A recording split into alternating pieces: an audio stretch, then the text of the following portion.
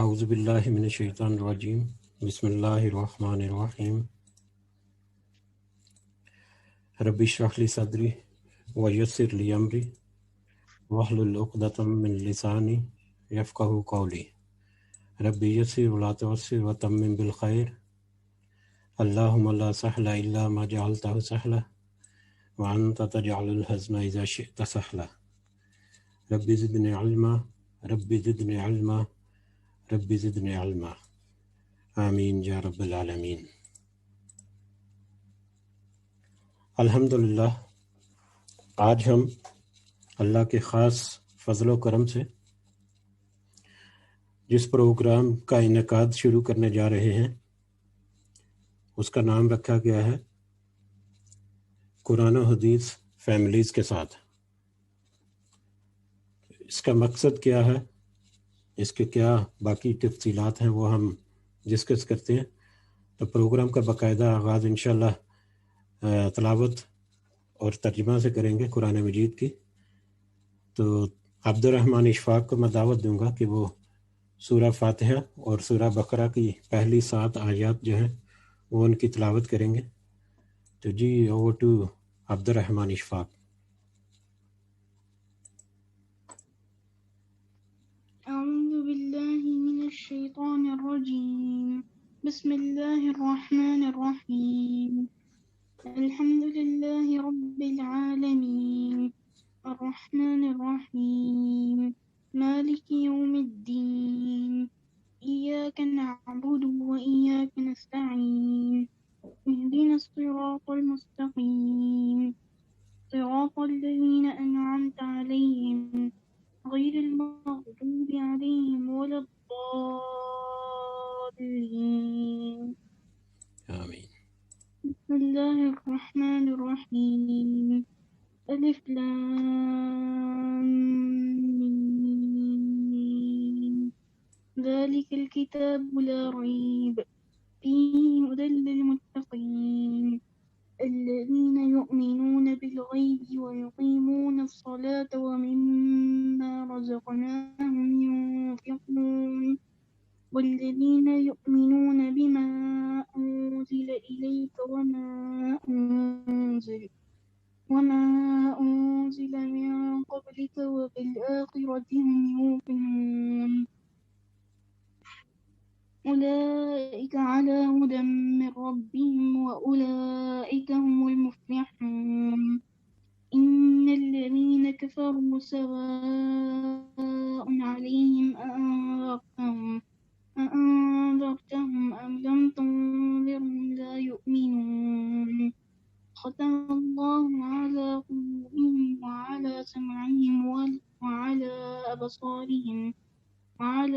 أبصارهم غشاوة ولهم عذاب عظيم۔ سبحان اللہ، جزاک اللہ۔ جی اب ان آیات کا ترجمہ عبداللہ اشفاق پیش کریں گے انشاءاللہ۔ جی عبداللہ اشفاق۔ اعوذ باللہ من الشیطان الرجیم۔ شروع کرتا ہوں اللہ کے نام سے جو بڑا مہربان نہایت رحم والا ہے۔ سب تعریف اللہ کے لیے ہے جو تمام جہانوں کا پالنے والا ہے،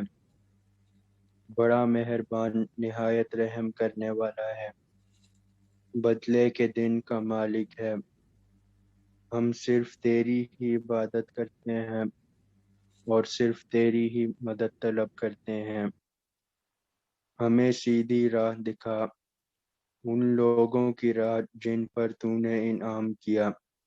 ان کی نہیں جن پر غضب کیا گیا، اور نہ گمراہوں کی۔ آمین۔ شروع کرتا ہوں اللہ کے نام سے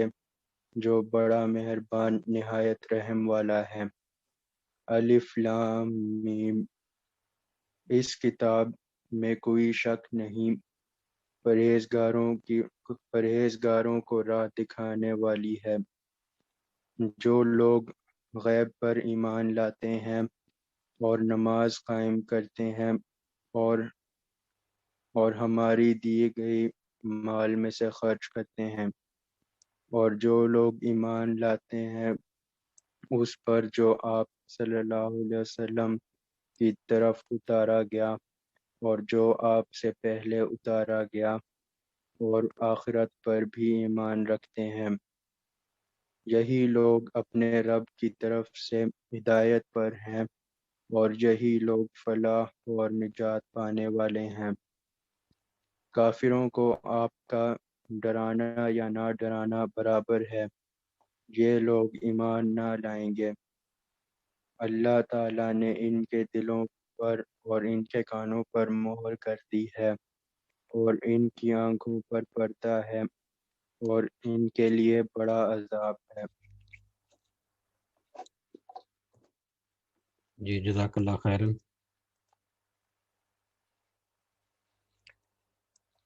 جیسا کہ جو اعلان واٹس ایپ گروپ میں بھیجا گیا تھا اس میں ذکر کیا گیا کہ آج کی مجلس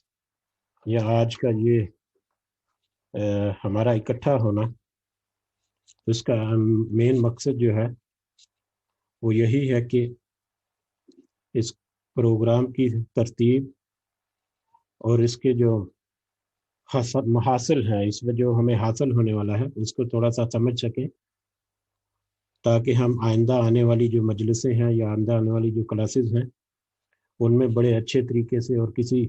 خاص انداز کے ساتھ کسی خاص نظم کے تحت چل سکیں۔ تو سب سے پہلے تو اس مجلس کے مقاصد کیا ہیں؟ سب سے پہلا مقصد اور سب سے بنیادی مقصد اور سب سے اہم مقصد جو اس مجلس کا یا اس کلاس کا، وہ ہے اللہ اور رسول صلی اللہ علیہ وسلم کی اطاعت کی طرف بلاوا۔ ہم سب زبانی کلامی یہ مانتے ہیں کہ ہم مسلمان ہیں، نبی کریم صلی اللہ علیہ وسلم ہمارے پیارے رسول ہیں، ہمیں اللہ سے اور رسول صلی اللہ علیہ وسلم سے بہت محبت ہے، اور ہم یہ خواہش بھی کرتے ہیں کہ اللہ تعالی ہمیں آخرت میں ان لوگوں میں شامل کرے جن کو اللہ تعالیٰ اپنے خاص فضل و کرم سے اور اپنی خاص رحمت سے جنت میں بھیجے گا۔ لیکن اکثر اوقات، خاص کر میں اپنی بات کروں گا کیونکہ سب سے پہلے اگر تنقید کرنی ہے، سب سے پہلے اگر جائزہ لینا ہے، سب سے پہلے اگر اصلاح کرنی ہے تو آپ کو اپنے ہی نفس کی کرنی ہے۔ تو سب سے پہلے خطاب میرا اپنی طرف، اور پھر اگر باقیوں پر یا جتنے سامعین ہیں جہاں پر اگر ان میں سے کسی پر کوئی بات لگتی ہے یا کسی پر کوئی بات آتی ہے تو ان کے لیے یہ خطاب ہے کہ اللہ تعالیٰ کی اطاعت اور رسول صلی اللہ علیہ وسلم کی اطاعت صرف زبان سے کلمات ادا کر دینا یا صرف اپنے دل کو تسلی میں رکھنا کہ ہم مسلمان ہیں، صرف اسی سے حاصل نہیں ہوتی۔ کیونکہ قرآن جب ہم پڑھیں گے تو جگہ جگہ پر ہمیں ملے گا کہ صرف زبان سے کلمات ادا کر دینا، ان کی پریکٹیکلی کہیں ان کا نام و نشان نہ ہونا، ہمارے قول و فعل میں تضاد ہونا، اور ہمارے اعمال کا ہمارے جو ایمان ہے اس کے مطابقت نہ رکھنا، یہ بہت ساری وجوہات ہیں جو ہمیں خدا نخواستہ کسی مشکل میں ڈال سکتی ہیں۔ اللہ تعالیٰ نے قرآن مجید میں جہاں بہت سارے واقعات، بہت ساری آیات، بہت ساری ہدایات اور بہت سارے آئندہ آنے والے حالات کا تذکرہ کیا، وہ سب تذکرے، وہ سب باتیں جو قرآن میں لکھی، ان کا ایک ایک لفظ ہمارے لیے مشعل راہ ہے، لیکن اس کی شرط، جو واحد شرط ہے، وہ یہی ہے کہ اگر ہم سوچیں، اگر ہم سمجھیں، اور جو سوچ اور سمجھ ہمیں اللہ تعالیٰ دے ہم اس کے مطابق اپنے اعمال کی بھی درستگی کر سکیں۔ تو یہ مجلس جو ہے، اس کے قیام کا पहला मकसद यही है कि हम समझने की कोशिश करें कि अल्लाह और उसके रसूल सल्लल्लाहु अलैहि वसल्लम वो हमसे क्या चाह रहे हैं, हमारा दीन हमसे क्या तकाजा करता है, हमारा ईमान हमसे क्या कुछ करने के लिए कहता है और क्या कुछ करने से मना करता है, ताकि हम अपनी इस्लाह कर सकें और ताकि हम अल्लाह के नेक बंदू में शामिल हो सकें। क्योंकि अल्लाह ताला ने जहाँ कुरान मजीद में पिछली कौमों का जिक्र किया, वही हमारे लिए वार्निंग्स या हमारे लिए हदायत जो है वो भी रखी। और एक हदीस है, हदीस नबी सल्लल्लाहु अलैहि वसल्लम के उम्मत मुहम्मदी यानी रसूल सल्लल्लाहु अलैहि वसल्लम की अताअत करने वाले यानी हम मुसलमान भी पिछली कौमों से, पिछले अहले किताब जो कौमें हैं उनकी पैरवी करेंगे या उनसे मुताबिकत रखेंगे। और हमारी उनसे मुताबिकत ऐसी होगी जैसे जूते का जोड़ा। जूता जो हम पहनते हैं वो दो जोड़े होते हैं, एक दायां पाँव एक बायां पाँव, एक दायां पैर जूता एक बायां जूता। वो जब उनको सामने रखा जाए तो वो ज़ाहिरी तौर पर उनके सिर्फ दाएं और बाएं होने की वजह से थोड़ा सा फर्क लगता है। ज़ाहिरी तौर पर सिर्फ दाएं और बाएं होने की वजह से उसके थोड़ा सा उसकी शक्ल में, उसकी हैयत में, उसको देखने में थोड़ा सा उनमें फ़र्क लगता है। लेकिन जब आप उनके तलवे आपस में मिला दें तो वो हू बहू एक ही सूरत, एक ही शक्ल, एक ही जिसामत के हो जाते हैं। ये हदीस में यहाँ पर इसलिए जिक्र किए कि अल्लाह ताला ने जो पिछली उम्मतों के और पिछली कौमों के या पिछले अहले किताब के तज़किरे किए, तो अल्लाह ताला ने हमें बहुत सारी ऐसी बातें बताई कुरान मजीद में खोल खोल कर कि वो पहले लोग जो हैं या पहले मज़ाहब के लोग या पहले अहले किताब और ख़ासकर यहूदी और ईसाई जो है वो क्या क्या करते थे, उनके ऊपर कैसे कैसे अल्लाह ताला ने अपनी निशानियाँ वाज़े की, कैसे उनको हदायत दी, कैसे उनके लिए बहुत सारे मोजज़ात जो हैं नबियों के ज़रिए पहुँचाए, खोल खोल के वादे किए। उसके बावजूद उन्होंने उनका इनकार किया और वो तरह तरह से अपने दीन में हालांकि उनका दीन भी इस्लाम ही था,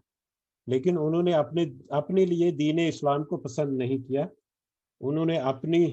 ज़िद में, अपनी हठधर्मी में और अपनी ही गुमराही में अपने रस्तों को पसंद किया, अपनी रवश पे कायम रहे और अल्लाह की तरफ से उनको रिजेक्ट कर दिया गया। वही निशानियां हमारे लिए यहाँ पर सामने आएंगी। हम जब कुरान की तर्जुमा और थोड़ी सी उसकी फहम करेंगे तो हमें पता चलेगा कि उनमें से बहुत सारी चीज़ें और बहुत सारे मामलात हम अपनी रोज़मर्रा की ज़िंदगी में लिए फिरते हैं। इसीलिए मैंने उस हदीस का हवाला दिया कि क्या हम सिर्फ मुसलमान हैं और सिर्फ मुसलमान होने के नाते क्या हम वाकई उन बातों पर अमल कर रहे हैं जिनका कि अल्लाह ताला हमें हदायत करता है और हमारा दीन इसका मुतकाज़ी है। हम कुरान मजीद में सूरह बकरा में ही एक आयत पढ़ेंगे। वो आयत का तर्जुमा या उसका मानी मफहूम कुछ इस तरह से है। वो अहले किताब से, यहूदियों और ईसाइयों से दर हकीकत खिताब है, लेकिन वो खिताब आम है। खिताब आम मतलब आम लोगों के लिए आम खिताब के तौर पर वो आयत आई। उसका मतलब मफहूम ये है कि उनमें से अहले किताब में उनमें से कुछ लोग तो ऐसे हैं जिन्होंने किताब का इल्म हासिल किया, जो किताब के आलम हैं, यानी जो उलमा हैं, जिन्होंने किताब के ऊपर तहकीक की, जिन्होंने उसकी तर्जुमा पढ़ा, जिन्होंने उसकी ट्रांसलेशन और उसकी तशरीह पढ़ी, जिन्होंने उसके ऊपर फर्दर जस्तजू करके उनको समझा अच्छी तरह से। बहुत सारे कुछ लोग ऐसे हैं जिन्होंने कुरान का इल्म हासिल किया, जो कुरान को अच्छी तरह से जानते हैं। लेकिन कुछ दूसरी तरह के लोग हैं जिन्होंने किताब का इल्म हासिल नहीं किया और वो सिर्फ اپنے علماء کی بنیاد پر، اپنی علماء نے، ان کے علماء نے جو ان کو باتیں بتائیں، ان کے علماء نے جو ان کو بتایا، صرف وہی سن کر، انہی باتوں کو سن کر انہی کے اوپر انہوں نے تکیہ کیا، اور انہی باتوں پر، سنی سنائی باتوں پر جو ان کے علماء کی طرف سے یا ان کے دین کے رہنماؤں کی طرف سے انہیں ملی، انہی کی بنیاد پر وہ ایک خواہش پیدا کیے بیٹھے ہیں اپنے دلوں میں کہ ہم جنت میں چلے جائیں گے۔ در حقیقت یہ بہت بڑی آیت اور ایک بہت بڑی نشانی ہمارے لیے کہ ہم صرف دوسروں کی سنی سنائی باتوں پہ، دوسروں کے سنے سنائی عقائد پہ اپنے آپ کو تکیہ لگا پر بیٹھے ہوئے ہیں کہ ہم جنت میں چلے جائیں گے۔ ہم نے کبھی تحقیق نہیں کی، ہم نے کبھی جستجو نہیں کی کہ ہم نے جو سنا کیا وہی حق ہے جو ہمیں جنت میں لے کر جانے والا ہے، یا اس میں بہت سارے معاملات ایسے بھی ہیں جس پر ہمیں مزید اپنے آپ کی اصلاح کرنے کی ضرورت ہے۔ اس کے علاوہ ہم نے بہت سنا، ہم ماشاءاللہ آج کل سوشل میڈیا پر، واٹس ایپ پر اور یوٹیوب پر اور فیس بک پر اور یہ ایمو پر اور اس طرح کے جتنے ہیں، ٹویٹر پر بھی اور انسٹاگرام پر بھی اور پتہ نہیں کون کون سے سافٹ ویئر ہیں، ہم ان پر ایسی ایسی آیات، ایسی ایسی احادیث، ایسے ایسے کوٹ جو ہے، کوٹ کا مطلب اقوال جو ہے، وہ شیئر کرتے ہیں، لیکن کیا واقعی ہم ان پر عمل بھی کرتے ہیں؟ اگر دیکھا جائے تو میں اگر اپنے آپ سے خطاب کروں تو نہیں۔ میں اگر 10 کوٹ یا 10 حدیثیں یا 10 آیتیں یا 10 باتیں جو ہیں وہ فارورڈ کرتا ہوں تو میں شاید اس قابل بھی نہیں کہ میں کسی ایک پر بھی عمل کرتا ہوں گا، کیونکہ میرا ہر عمل جو ہے وہ میرے ایمان کا ایک بنیادی تقاضا ہے، اور میرے عمل میں خشوع و خضوع، نیت، اس کے لیے جستجو، اس کے لیے صبر کرنا اور اس کے لیے اپنے نفس کے خلاف جہاد کرنا، یہ سب کچھ جامل ہے، لیکن افسوس در افسوس کہ میں ایسا نہیں کرتا۔ بہت ساری باتیں، یہ ایک ایسا ٹاپک ہے جس کے اوپر گھنٹوں بھی بولا جائے تو کم ہے، لیکن صرف ایک تفہیم کے لیے، صرف ایک اشارہ دینے کے لیے 1-2 پوائنٹس جو ہیں وہ سامنے رکھے، اور میری التجا ہے کہ ہم اپنی دین اور دنیا میں مطابقت پیدا کریں، ہماری شریعت جن باتوں کی متقاضی ہے ہم کم از کم ان کو سمجھیں، ان کو سیکھیں، اور جہاں تک ممکن ہو اپنی استطاعت کے مطابق ہم ان پر عمل بھی کریں۔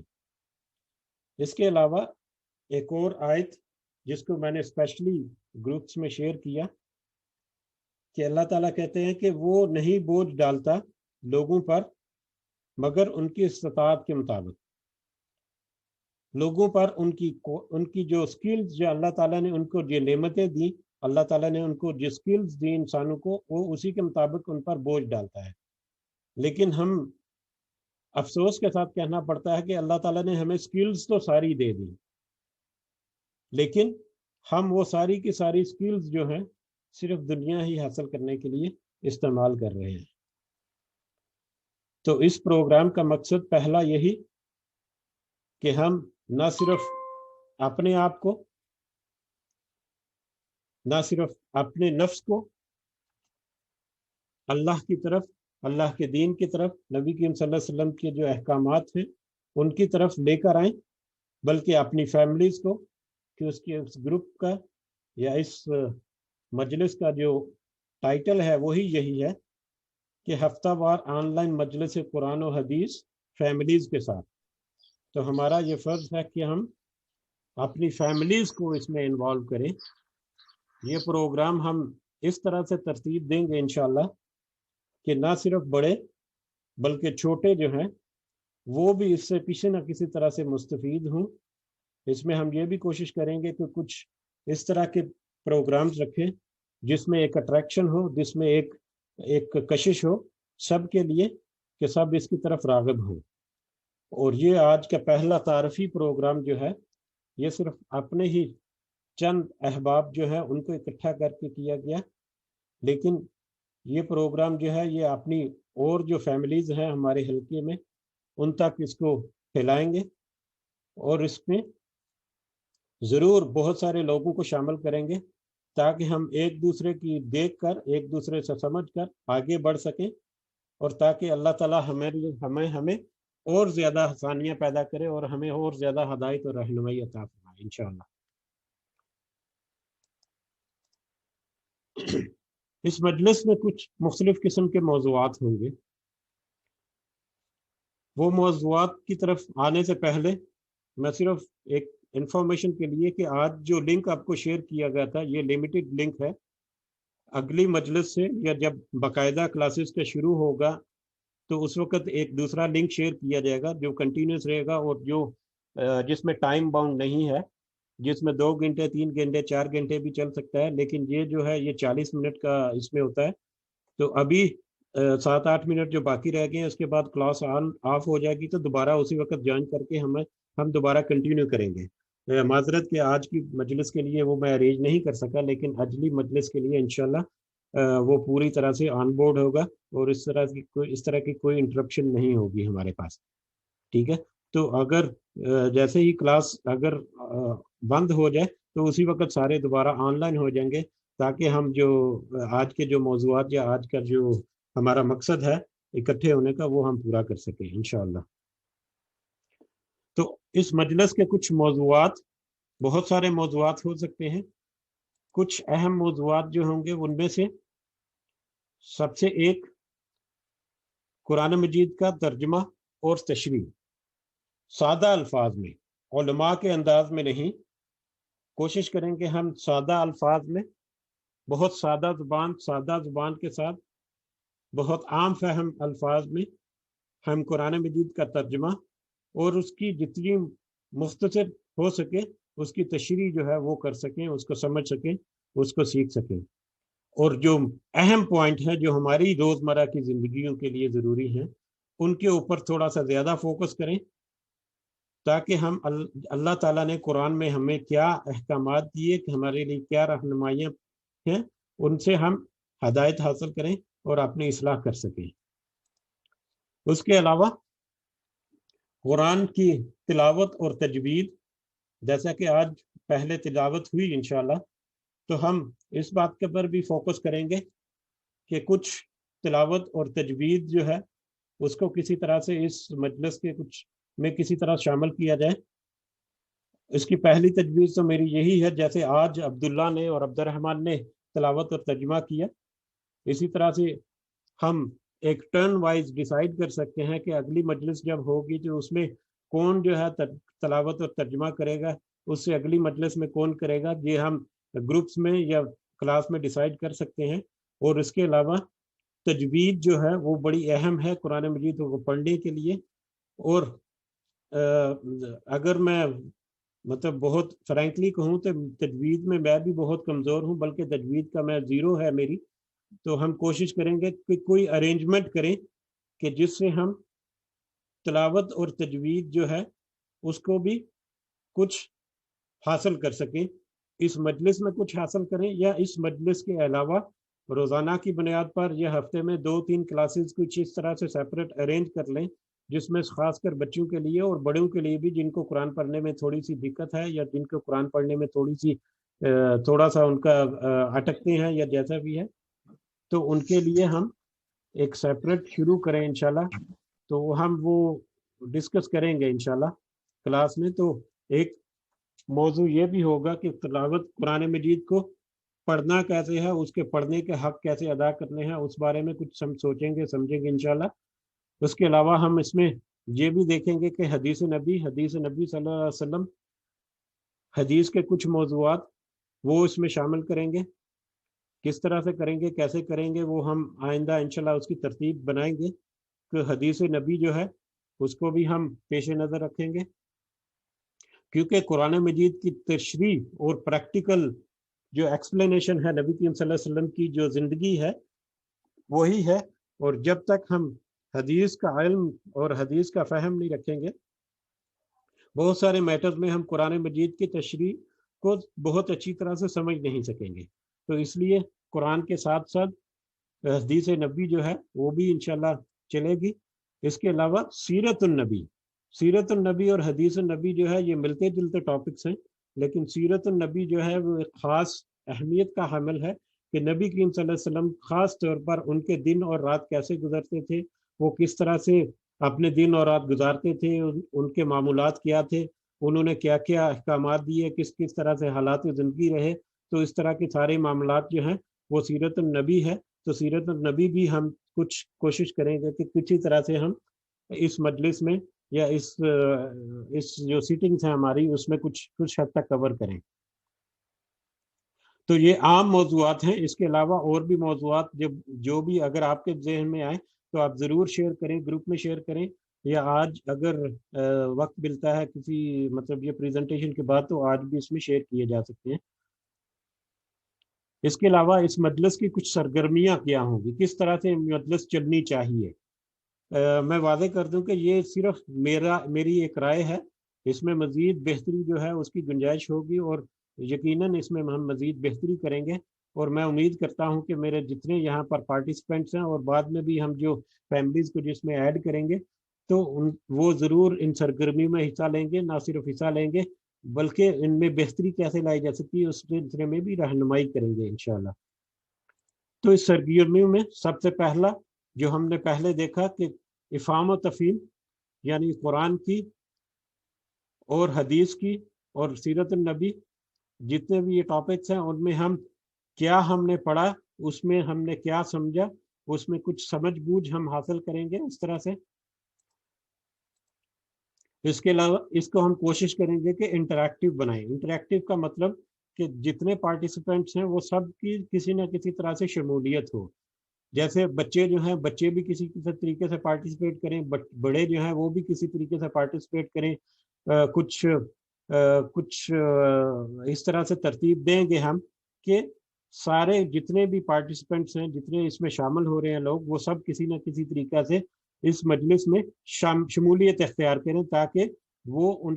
ان کی جو فوکس ہے، ان کا جو ذہن ہے وہ اس کی طرف مشغول رہے. اس کے علاوہ اس میں ہم کچھ کوئز یا سوال جواب کا بھی سلسلہ رکھیں گے. یہ ہم جو سارا کچھ رکھیں ہیں یہ ضروری نہیں کہ ایک ہی مجلس میں، ہم اس کو بائی پارٹس کر لیں گے. جیسے سوال و جواب جو ہیں ہفتے میں مطلب مہینے میں یا 3-4 مجلس کے بعد ایک دفعہ کوئز سیشن رکھ لیا. اسی طرح سے کچھ اور جو ایکٹیویٹیز ہوں گی اس میں، تو مختلف اوقات میں یا مختلف مطلب مجلسوں میں اس کو ترتیب دیں گے انشاءاللہ. تو اس میں کچھ سوال جواب یا کوئز کی فارم میں بھی ہوں گے، جو پہلے پڑھ چکے ہم اس کے ریلیٹڈ ہوں گے، یا کچھ سلیبس جو ہے وہ شیئر کر دیا جائے گا. اور خاص کر بچوں کے لیے یہ ایکٹیویٹی جو ہے وہ بہت ضروری ہوگی انشاءاللہ. اس کے علاوہ مقابلہ بازی یعنی بچوں میں کچھ کمپٹیشن یا بچوں میں ایک دوسرے سے آگے بڑھنے کا رجحان جو ہے اس کو پیدا کرنے کی ہم کوشش کریں گے. اس کے ریلیٹڈ کچھ سرگرمیاں اس میں ضرور ایڈ کریں گے انشاءاللہ. اس کے علاوہ بچوں کی خصوصیت شمولیت کا اہتمام، یہ آپ سب سے گزارش ہے کہ جب بھی آپ بیٹھیں تو اس میں بچوں کو ضرور شامل کریں. اور اس کے علاوہ بچوں کے لیے انعامات بھی اس میں ہوں گے. تو ابھی یہ کلاس جو بند ہو رہی ہے تو دوبارہ جوائن کر لیں گے سارے. ابھی تو جیسے ہی کلاس بند دیتی ہے تو دوبارہ سارے جوائن کریں انشاءاللہ.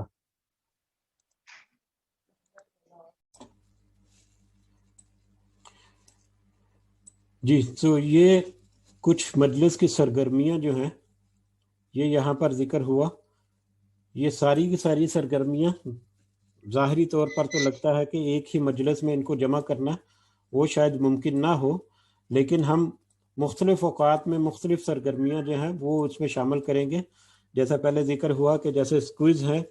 وہ کو 3-4 مجلس یا مہینے میں ایک دفعہ کوئز جو ہے وہ کچھ کسی فارم میں ایڈ کر لیے. اس کے علاوہ مقابلہ بازی جو ہے یہ بچوں کے لیے بہت اہم ہے. اس میں ہمارے پاس مطلب کچھ ایسی پریزنٹیشن ہیں جن کی بنیاد پر آن لائن مقابلہ بازی ہو سکتی ہے. 3-4 ٹیمز ہم تشکیل دے کر پہلے سے سلیبس دیا ہوگا جس کی بچے جو ہیں وہ تیاری کریں گے. وہ کوسچن آنسر کی فارم میں ہوگا، وہ تیاری کر کے اس میں سے انہی میں سے سوال جواب ہوں گے، اور ایک کوئز کی فارم میں مقابلہ جو ہے کمپٹیشن ہوگا، جس میں بچے جو ہیں وہ یقیناً بہت ہی دل جمی کے ساتھ اس میں شمولیت اختیار کریں گے، اور بچوں کی خصوصی شمولیت کے ساتھ ساتھ ہماری طرف سے، ہماری فیملی کی طرف سے ایک خاص آفر ہے کہ بچوں کے لیے انعامات رکھے جائیں گے، سب بچوں کے لیے ہوں گے انشاءاللہ، لیکن جو امتیازی رول ادا کریں گے اس میں، ان کے لیے تو اور زیادہ اہم ہوگا یہ سارا کچھ۔ تو مجھے امید ہے کہ اس طرح سے ہم جب چلیں گے تو نہ صرف یہ مجلس جو ہے یہ اس کی اہمیت اور افادیت بڑھے گی، بلکہ اس میں جو اٹریکشن ہے وہ بھی ہمیں کچھ اہم رول ادا کرے گا، اور ہمیں یقیناً اس سے کچھ ایسے فائدے حاصل ہوں گے جو عام مجلسوں میں یا عام سیٹنگ میں یا عام طور پر ہم محروم ہو جاتے ہیں جن سے۔ اب یہ تو مختصر تعارف تھا آج کے پروگرام کا، اس کو کیسے ترتیب دینا ہے یہ انشاءاللہ آپ کے پاس جو بھی آپ کی رائے ہے وہ آپ گروپ میں ضرور شیئر کریں۔ کچھ رائے یا کچھ مشاورت جو ہے اس کے لیے ابھی مائک سب کے اوپن ہیں، اگر کسی کو کچھ کہنا ہے، کچھ ایڈ کرنا ہے تو وہ یہاں پر کہہ سکتے ہیں، لیکن جو بھی یہاں پر آپ ایڈ کریں گے وہ آپ کوشش کریں کہ بعد میں گروپ میں بھی ضرور ایڈ کر دیں، تاکہ اگر میرے ذہن سے نکل جائے تو مطلب ان کو کنسیڈر ضرور کیا جائے۔ تو آپ سے میں گزارش کرتا ہوں کہ اگر آپ کے پاس کوئی مشورہ ہے، کوئی گائیڈ لائن ہے یا کوئی سوال جواب ہے اس مجلس کے بارے میں تو وہ آپ ہم سے کر سکتے ہیں ابھی۔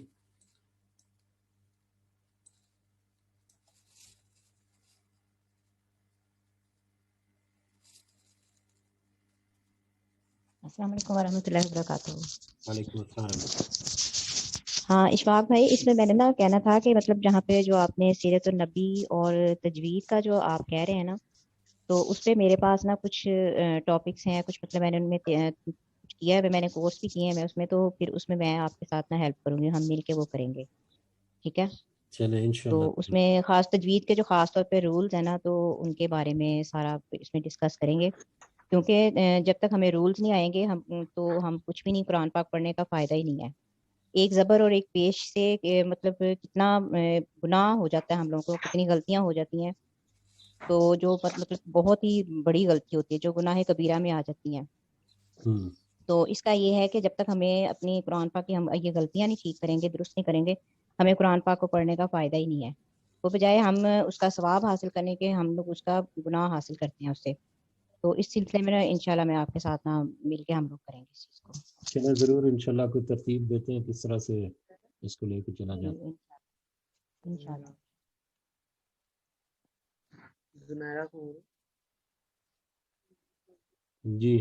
جی شفیق بھائی آپ کچھ کہنا چاہ رہے ہیں؟ آپ کا مائک آن ہے۔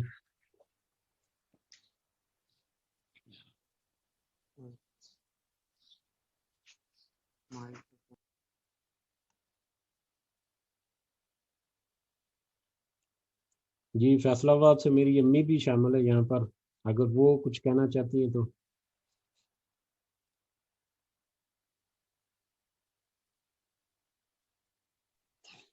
السلام علیکم ورحمۃ اللہ وبرکاتہ۔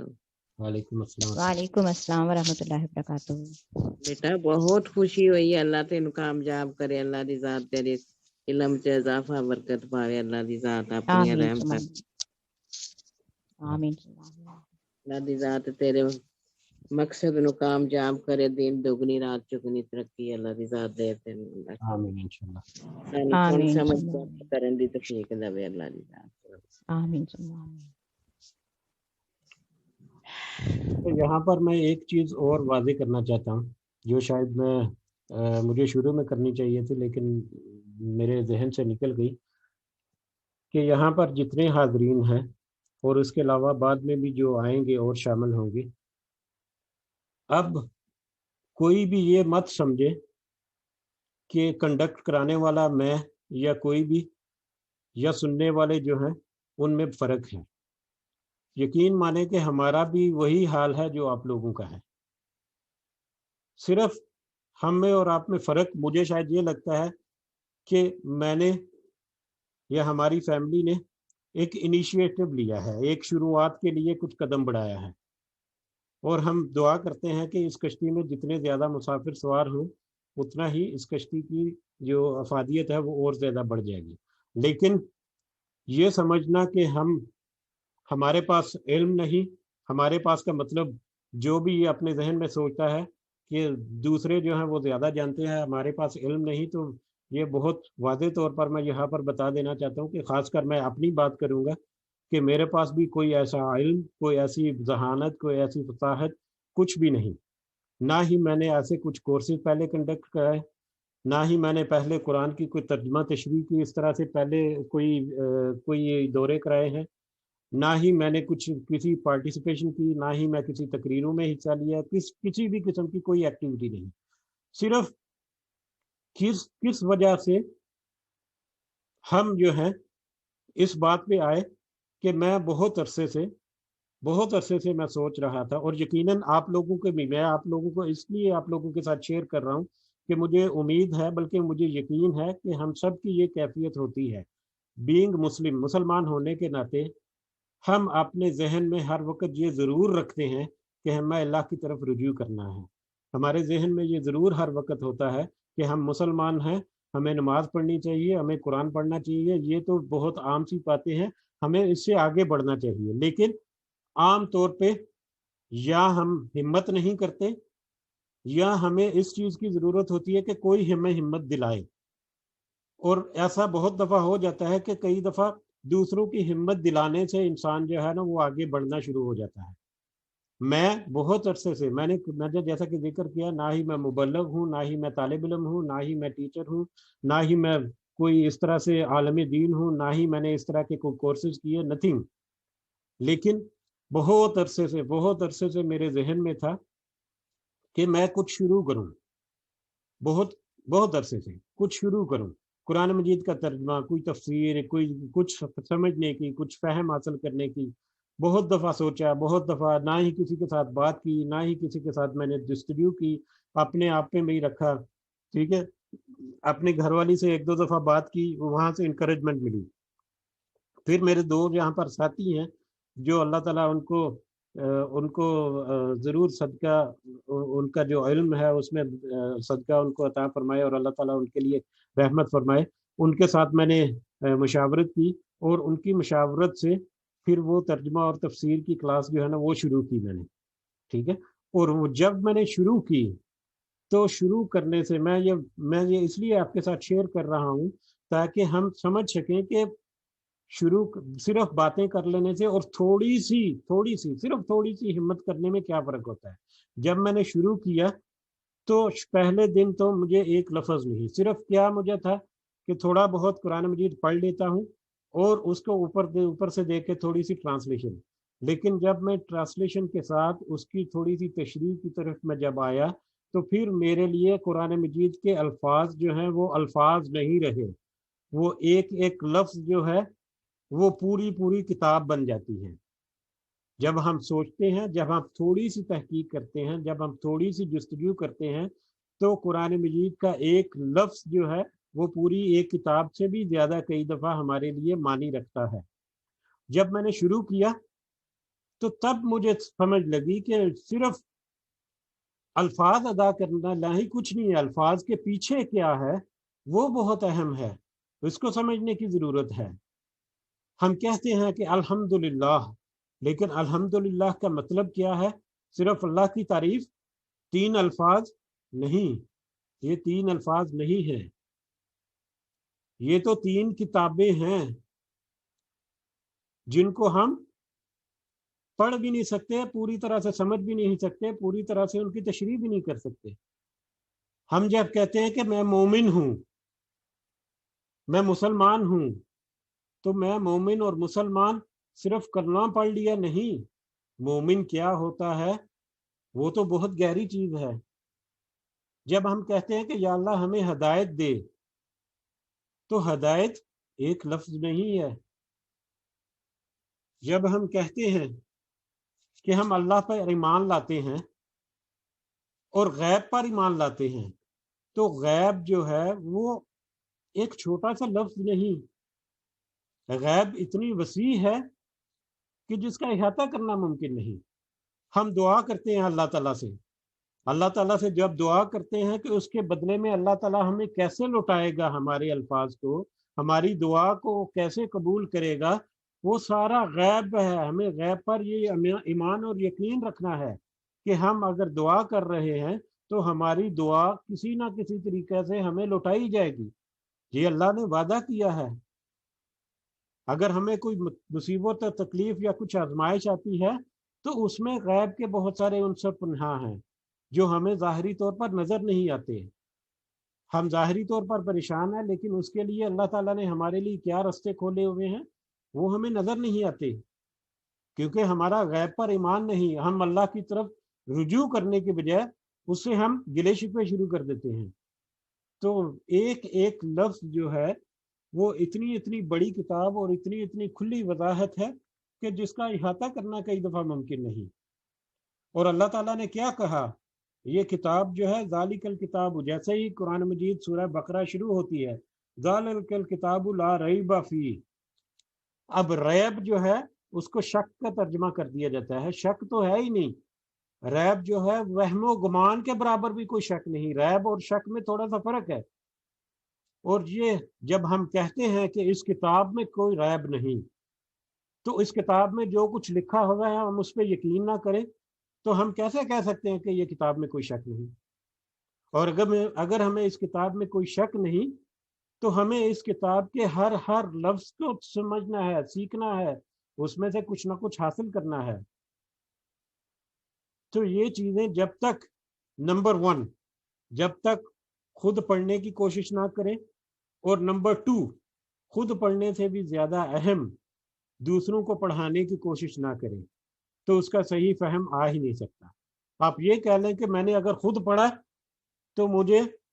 100 میں سے 10% جو ہے وہ میرے علم میں تھوڑا سا اضافہ ہوا، 100 میں سے 10%، حالانکہ میں 10 سے بھی کچھ کم کہنا چاہ رہا تھا،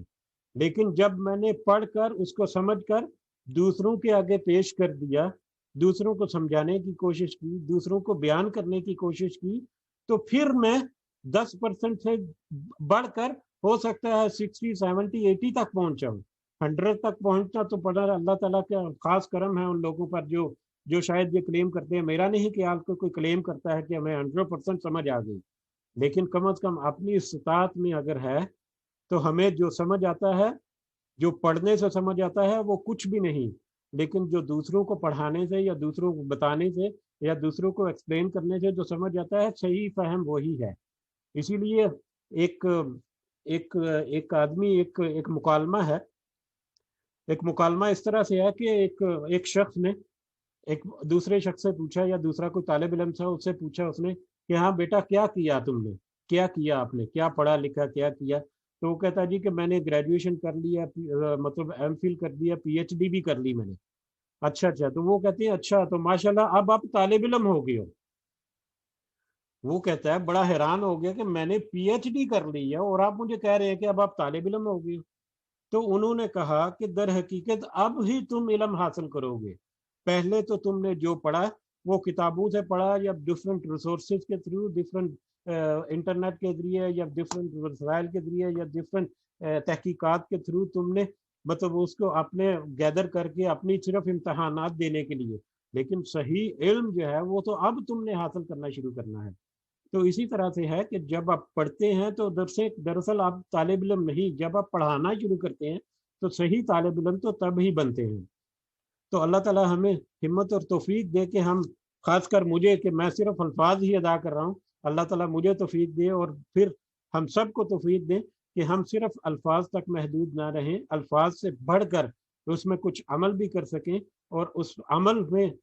اپنی نیت کو خالص کریں، اپنی جستجو کو خالص کریں، اس میں صبر کا عنصر جو ہے اس کو شامل کریں، تاکہ ہم صحیح معنوں میں جو ہم پڑھ رہے ہیں، جو سیکھ رہے ہیں، جو ہم عمل کر رہے ہیں، اس کا زیادہ سے زیادہ اجر بھی ہمیں ملے۔ اور اجر کے بارے میں، نیکیوں کے بارے میں یہ بھی بہت واضح ہے کہ قیامت کے دن نیکیاں گنی نہیں جائیں گی، تولی جائیں گی۔ نیکیاں گنی نہیں، تولی جائیں گی، اور جن کی نیکیوں کا وزن بڑھ گیا ان کے لیے تو اس سے بڑی بات ہی کوئی نہیں۔ اس کی چھوٹی سی مثال، یہ ایک غزوہ کے لیے غالباً غزوہ تبوک کے لیے نبی کریم صلی اللہ علیہ وسلم جو ہے وہ کچھ جمع کر رہے تھے مال، کیونکہ غزوے کے لیے بہت چیزوں کی ضرورت ہوتی ہے، اسلحے کی ضرورت ہے، کھانے پینے کی ضرورت ہے، پھر سفر کے لیے ضرورت ہے، اور غزوہ تبوک جو ہے اسلامی ہسٹری جو ہے اس میں بہت اہم مقام رکھتا تھا اور یہ بہت بڑا مارکہ بھی تھا۔ تو نبی کریم صلی اللہ علیہ وسلم جو ہے وہ سب سے اکٹھا کر رہے تھے کہ کوئی جو جتنا اس میں شامل کر سکے، جتنا اس میں حصہ ڈال سکے۔ اور اس میں میں مثال آپ کو دینے چاہ رہا ہوں، اس میں اللہ نہ کرے میں کوئی کمپیئر نہیں کروں گا کسی کو بھی، لیکن صرف ایک مثال کو سمجھانے کے لیے کہ اس غزوہ کے لیے، اس جنگ کے لیے حضرت عثمان غنی رضی اللہ تعالیٰ عنہ انہوں نے 700 اونٹ مال سے بڑے ہوئے وہ صدقہ کیے، 700 اونٹ، ٹھیک ہے۔ اب وہ صدقہ، وہ سارا مال جو ہے اس کے لیے جمع کیا ہوا نبی کریم صلی اللہ علیہ وسلم کے پاس پڑا ہوا ہے۔ ایک صحابی تھے، وہ بہت غریب تھے، ان کے پاس کوئی زیادہ مال و دولت زیادہ نہیں، ان کے پاس مال و دولت ہے ہی نہیں تھا۔ اس وقت مال و دولت کیا ہوتا تھا؟ کوئی بیڑ بکری ہے جس سے دودھ مل جائے اور کھانے کا ایک وقت کی روٹی مل جائے اور رات کو پیٹ بھر کے جو سو جائے وہ امیر سمجھا جاتا تھا۔ اس وقت کا تو یہ دور تھا۔ تو وہ صحابی کے پاس کچھ بھی نہیں تھا، تو انہوں نے ایک یہودی کے ہاں ملازمت کی، ایک یہودی کے ہاں کو محنت مزدوری کری ساری رات، اور ساری رات محنت مزدوری کے بعد ان کو کچھ مٹھی بھر کھجوریں جو ہیں وہ ملی، مٹھی بھر کھجوریں ان کو وہ مزدوری کے عوض ملی۔ وہ مٹھی بھر کھجوریں وہ نبی کریم صلی اللہ علیہ وسلم کی خدمت میں لے کر حاضر ہو گئے کہ نبی کریم یا رسول اللہ صلی اللہ علیہ وسلم، میرے پاس تو صرف یہی ہے اس جنگ میں عطیہ کرنے کے لیے۔ تو نبی کریم صلی اللہ علیہ وسلم نے ان کھجوروں کو دیکھ کر وہ اتنے خوش ہوئے کہ ان کھجوروں کو، ان مٹھی بھر کھجوروں کو، صرف مٹھی بھر کھجوریں، میں صرف یہ ظاہر کرنا چاہ رہا ہوں کہ اعمال، یہ نیکیوں کا وزن کتنا ہے، ان مٹھی بھر کھجوروں کو انہوں نے جو مال جمع کیا ہوا تھا اس مال کے اوپر پھیلا دیا۔ اور پھر انہوں نے کہا، نبی کریم صلی اللہ علیہ وسلم نے کہا کہ ان مٹھی بھر کھجوروں کا جو ثواب ہے یا ان نیکیوں کا جو وزن ہے میزان میں، وہ اس سارے سامان سے زیادہ ہوگا۔ وہ مٹھی بھر کھجوریں جو ہیں وہ سارے کا سارا مال جو جمع کیا ہوا تھا اس میں حضرت عثمان غنی رضی اللہ تعالیٰ عنہ کے 700 اونٹ بھی شامل تھے، ان سے زیادہ وزن ہو گیا ان مٹھی بھر کھجوروں کا۔ کیوں؟ کہ ان کی جو نیت، ان کی جو کوشش تھی وہ اتنی خالص تھی کہ نبی کریم صلی اللہ علیہ وسلم اتنے خوش ہوئے اور اتنا ان کو بڑا انعام ملا صرف ایک مٹھی بھر کھجوروں کے عوض۔ اور دوسرے نمبر پہ ہمارے پاس یہ کوئی عذر نہیں کہ ہمارے پاس رزق کی کمی ہے۔ جب ہم عربک میں رزق کہتے ہیں تو وہ رزق جو ہے وہ صرف مال نہیں، وہ رزق صرف پیسہ نہیں، وہ رزق جو ہے وہ صرف پھل فروٹ اور سبزیاں جو ہم کھاتے ہیں، کھانا پینا، صرف وہ نہیں۔ اللہ تعالیٰ کی جتنی نعمتیں ہمیں ملی وہ سب کی سب رزق ہیں۔ اللہ تعالیٰ نے ہمیں جو علم دیا وہ بھی رزق ہے، اللہ تعالیٰ نے ہمیں صحت دی وہ بھی رزق ہے، اللہ تعالیٰ نے ہمیں جو فہم اور فراست دی، سمجھنے کی توفیق دی، وہ بھی رزق ہے۔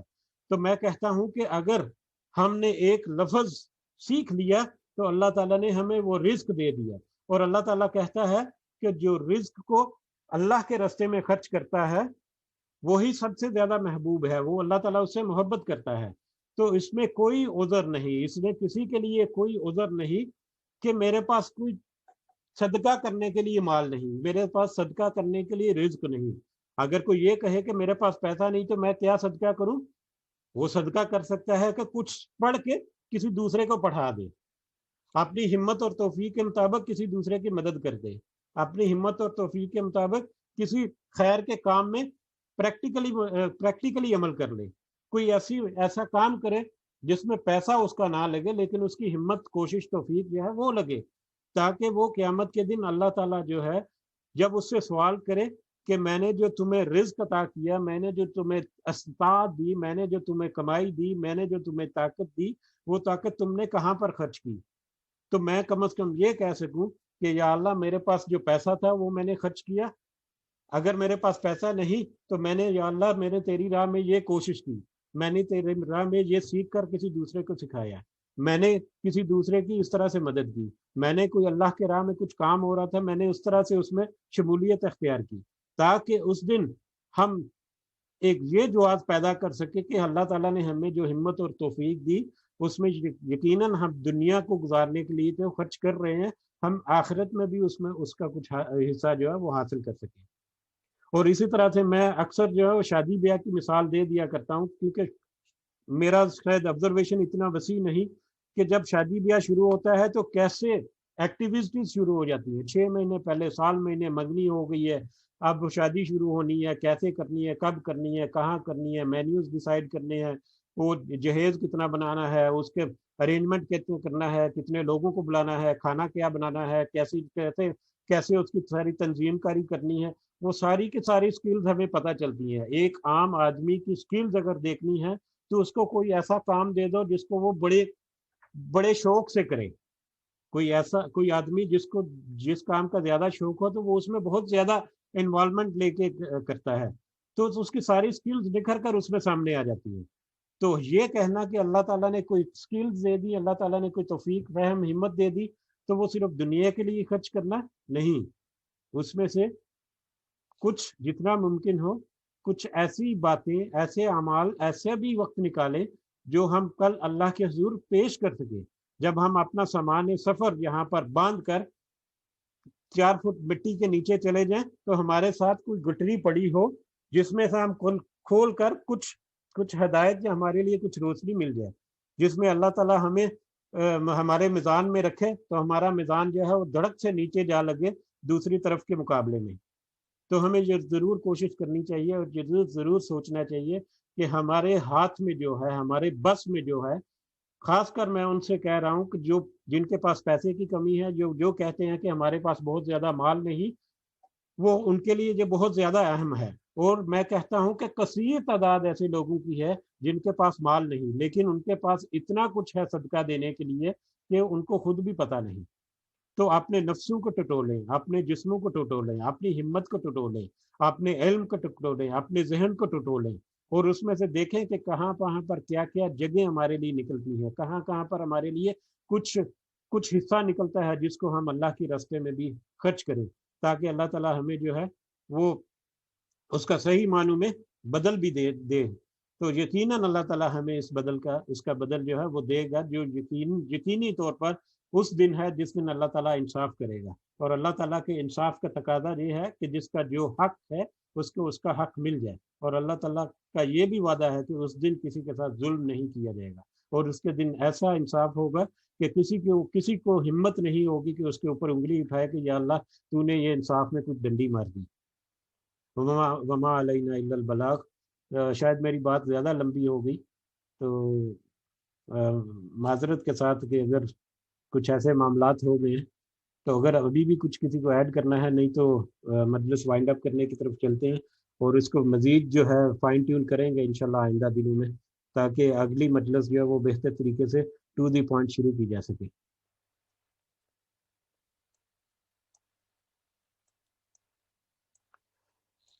چلتے ہیں، ایک دعا پڑھتے ہیں۔ یہ دعا اللہ تعالیٰ سے ہم کریں گے آج۔ اللہم انی اعوذ بک من الہم والخزی والعجز والکسل والبخل والجبن وضلع الدین وغلبۃ الرجال۔ اے اللہ، میں تیری پناہ مانگتا ہوں غم سے، رنج سے، عجز سے، سستی سے، بخل سے، بزدلی سے، قرض کے بوجھ سے اور لوگوں کے غلبہ سے۔ یہ دعا جو ہے ایک ہی دعا میں سے صحیح بخاری کی دعا، اور ایک ہی دعا میں ماشاءاللہ اللہ تعالیٰ نے ہمیں، نبی کریم صلی اللہ علیہ وسلم نے ہمیں اتنے اپنی زندگی کے اتنے معاملات جو ہیں وہ کھول کر ہمیں سکھا دیے کہ کیسے اللہ تعالیٰ سے دعا کرو، اور اس دعا کی بہت زیادہ افادیت بھی ہے یقیناً۔ تو اس دعا میں ہم اللہ تعالیٰ سے اپنے غم کے بارے میں، اس دنیا کے بارے میں، اس دین کے بارے میں، دوسرے لوگوں کے غلبے کے بارے میں، بہت سارے معاملات میں اللہ تعالیٰ کی جو پناہ ہے وہ طلب کر رہے ہیں۔ تو اللہ تعالیٰ سے دعا ہے کہ اللہ تعالیٰ ہمیں اس دعا کی افادیت اور اس کو سمجھنے کی اور اس کے جو محاصل ہیں اللہ تعالیٰ ہمیں وہ بھی نصیب فرمائے۔